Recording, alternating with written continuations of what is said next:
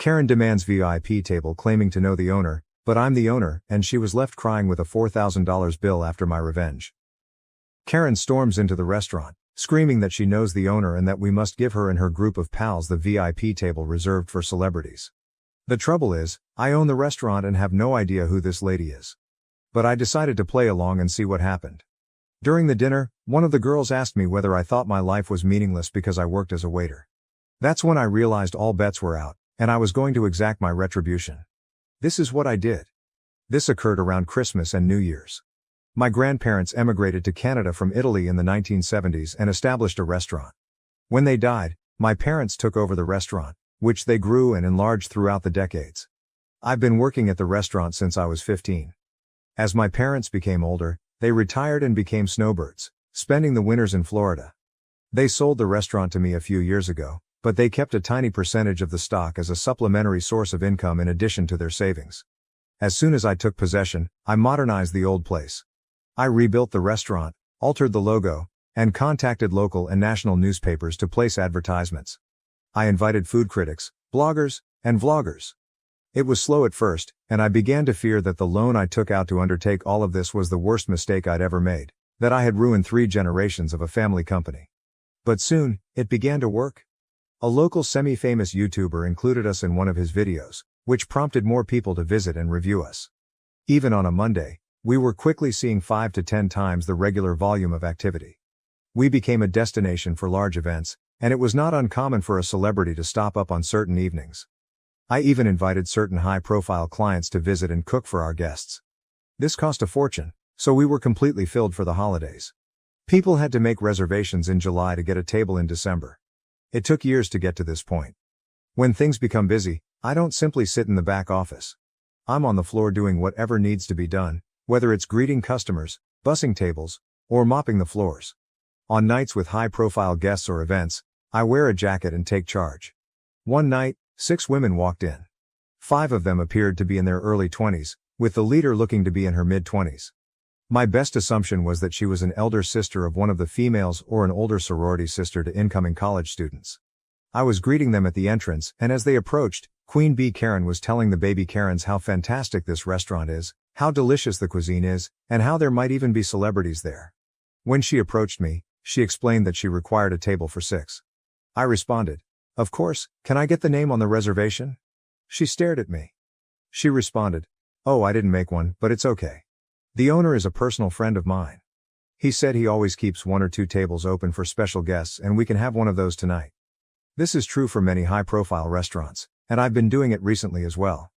But I had no idea who this woman was, and she had never discussed any of this with me. I understood she was attempting to get in without a reservation, but she had chosen the worst person to try this with.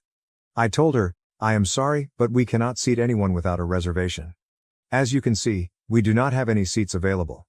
I didn't want to go all out and say, "I'm the owner, and we have never spoken before, so I never promised you anything." But I didn't want to embarrass her in front of the other girls she was with at the time. She then instructed one of the other girls to take a picture of me. She announced that she would speak with the owner and ensure that I was either scrubbing toilets or fired by the end of the week. The other girls behind her joined in, saying things like, "Yeah, kiss your minimum wage job goodbye." I wasn't sure if they were in on it with her or if they truly believed she knew the owner. Queen Bee Karen then said, "Look, you can either give us a table or I can make your life very difficult. This is not worth losing your job." She kept pointing, trying to belittle me, and then saying things like, "Obviously you aren't anyone here, because if you were, you would know who I am and never try to tell me anything other than yes or, of course." She was constantly attempting to put me down and take that table. At this time, it had been a hard day for me, and from my perspective, I had 3 options. Number 1, I could inform her that I am the owner and call her out on all of this. Number 2, I could simply hand her the table and let things go. Or, third, I could teach Queen Bee Karen and her minions a lesson. I selected option 3. I smiled at her and said, "Of course ma'am, please follow me." I handed her one of the 3 tables we leave free in case a celebrity walks in, which occurs occasionally. I told her, "I apologize for everything and you're right, it would be simpler just to give you the table." I also assured her that the first 3 rounds of drinks would be free. I seated them down and personally served them. As they sat, I told them, "We need one of your credit cards and IDs just to keep on file, and we'll return them to you before you leave." Queen Karen handed me her card and informed the baby Karen minions, "Tonight is on me?" I took their orders, gave them their free beverages, and informed them that due to how busy we were tonight, the meal may be delayed. The females only worried about the free drinks. They ordered 3 rounds and still hadn't received any food. They eventually called and asked me to check on it, all while giving me the worst attitude since they arrived. I told them I will look into it, but also asked if they wanted additional drinks. They ordered 2 more rounds. They were sloshed by the time the appetizers arrived, having done nothing but drink on an empty stomach for the majority of the night and just eating salads. As more food arrived, more beverages were ordered. What these girls didn't realize was that they were at our VIP table, which normally costs a few $1,000s to sit at, but I didn't charge them for it. Except for the first 3 rounds, I charged them for all of the extremely costly cocktails they had throughout the evening. Furthermore, the table they were sitting at, as previously stated, was VIP, thus the menus were different. Prices are not displayed on these menus. This is a restaurant industry trade secret. They also offered higher-end menu items such as white truffle, black caviar meals, and specially imported West Coast oysters, among others. At one point during the night, I honestly began to question what I was doing. I worried I was going too far with these poor girls, they might not know any better. But certain things encouraged me throughout the night, such as when one of the baby Karens questioned whether I thought my life was pointless because all I ever became was a server. Also, one of the other staff told me that they were planning how to mess with me, believing that they could do so whenever they wanted and that I would always give them a table. I overheard them say, "He's cute, but I wouldn't date a waiter like that. He is such a pushover." There were other comments like that throughout the night, so I continued with their life lesson. By the end of the night, each female had built up a bill ranging from $500 to $600. I handed Queen Karen the bill for $4,232.23, which included tax and tip. I've never seen somebody sober up this soon. She went from smiling and giggling with her buddies to almost in tears. She immediately summoned me over and asked whether this was a joke. I took the bill, looked it over, and apologized. "I'll get you the correct bill amount." Again, she seemed completely relieved, assuming she had received someone else's bill, and called me a effing idiot, before continuing to talk to her pals. When I returned to give her the right bill, she flipped out again. It was only a question. "Is there something wrong on this bill that you didn't order?" She and the girls were stunned and went over every single line of the bill, including the initial several lines that listed their original 3 rounds as complimentary. They then got out their phones and went over everything 100 times, adding it all up. Queen B, visibly startled, just remarked, "1 second, I need to use the restroom." Part of me feared she'd dine and dash and leave the baby Karens with the tab, but I discreetly reminded her that we had her ID and credit card, without making it too obvious. I was concerned that she would run out of money. 10 minutes later, she returns with new makeup, clearly crying, and tells me all about how poor the food was, how dreadful the drinks were, and so on, demanding that I at the very least cut the cost in half. She went on to say that the baby Karens would help, despite the fact that she had previously informed them that the night would be hers. Then, as if a light bulb went off in her head, she brought up her alleged relationship with the owner again, as if it would give me extra motivation to lower the amount in half. I smiled as I told her, "No, simply no. I can't change the bill." She takes out her phone and shows me a series of text messages from someone named after my restaurant, followed by the word owner. I instantly grasped what she had been doing in the bathroom, most likely changing one of the other Karen minions' contact names and erasing prior text to establish this new script. I reviewed the messages and clicked on the contact information before telling her, "That's not the owner's cell phone number." Her response was, "He has multiple phones for business, of course. You do not know all of his numbers." I replied, "How about this? If we call him and he says it's okay to take 50% off the bill, then I'll do it." Her response was to begin ranting and screaming, which drew the attention of the few remaining patrons, and I knew it was time to finish this. I told her in a less conciliatory tone, "Cut the crap, little girl. You do not know the owner. You've never been here before, and if you continue ranting, I'll call the cops." Her tone changed as she attempted to defend herself as best she could. My response to her lame retort was, "My grandfather established this restaurant. My family has been running this establishment for centuries. I've worked here for nearly my entire life. I am the sole owner of this restaurant, and I have never seen you, heard of you, or made any promises to a stranger I have never seen before tonight."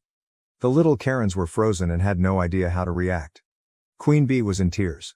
I added, "Now, I provided you the table you wanted, one of these particularly reserved tables for high-end clientele, which I did not charge you for, as well as 3 rounds of free drinks. If you do not pay your account, I will call the cops and give them your identification. Karen signed the bill in tears, and the tiny Karens reached into their wallets to hand her whatever cash they had, which was probably a couple $100, with the promise to repay her more. 2 days later, an angry man arrives at my restaurant and requests that one of my bartenders talk with me. I was in the back office working, so he had to wait for about a half hour. She was with him too, but she kept her head down. I took them both to my office and showed him highlights from the security cameras, which had particularly high-quality audio because they were in the VIP area. We needed to keep good records in that region due to previous unconnected accidents. I showed him the majority of it, their remarks, orders, everything. When all was said and done, he rushed out with her, yelling at her the entire way.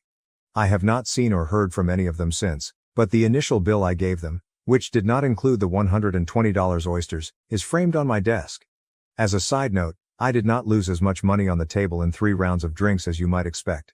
The table was intended to be empty anyway, so I didn't lose anything because I hadn't expected to gain anything in the first place. The cost of the meal and other drinks more than compensated for the loss in the first 3 rounds. So now that you know everything, am I the jerk? Probably the most astonishing thing about the Karens in this situation, aside from the money, trying to muscle their way into securing a seat and avoiding paying the bill, was their perspective on the world. That solitary statement concerning the OP's original poster's inadequacy as a waiter definitely stood out.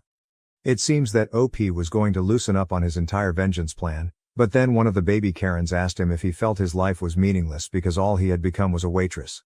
That has to be one of the most insanely entitled viewpoints we've ever seen on this channel. It may not be as exciting or insane as some of the other stories, but the fact that she actually sees the world in this way is simply sick. There is absolutely nothing wrong with having a job, regardless of the income. This occurs frequently with jobs such as janitors, and I despise it when individuals believe they are superior just because they do not work in those positions. There is nothing wrong with becoming a janitor. I don't understand that mindset, but in this situation, she not only feels that way, but she also wants to mock him for doing a difficult job, such as being a waiter. Or at least that's what she believes he's doing. One more thing. I'm happy this story ended on a somewhat gratifying note, with the father attempting to reverse the situation but becoming more enraged with his daughter than the restaurant owner. The only thing that scared me out was that the restaurant was recording audio of the folks sitting at that table. I would probably avoid going to a restaurant if I knew my talks were being recorded. Anyway, I'm glad it worked out for the OP, but please tell me how you would have handled the matter if it were your restaurant and these were your customers. Was the OP a jerk or not, and why? Thank you for watching. If you haven't subscribed yet, please do so and hit the notification bell to stay updated with more shocking real-life stories happening around you.